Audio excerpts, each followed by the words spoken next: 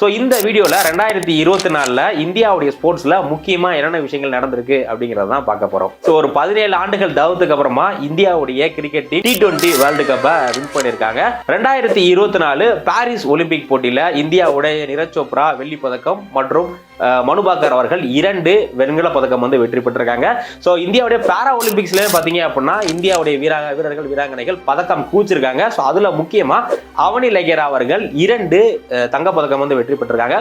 2024 நம்ம செஸ்ஸோடைய இயர்னே சொல்லலாம். ஏன் அப்படின்னா இந்தியாவுடைய செஸ் டீம் செஸ் ஒலிம்பியாட்ல 2 தங்கப்பதக்கங்கள் வந்து வெற்றி பெற்றிருக்காங்க.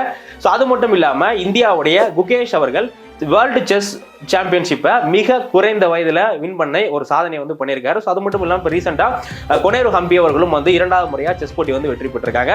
ஸோ 2024 ஸ்போர்ட்ஸ் நியூஸ் சம்பந்தமான கரண்ட் அஃபேர்ஸ் PDF வேணும் அப்படின்னா கமெண்ட் செக்ஷனில் ஸ்போர்ட்ஸ்னு டைப் பண்ணுங்க. உங்களுடைய மெசேஜுக்கு நான் DM பண்ணுறேன். நன்றி.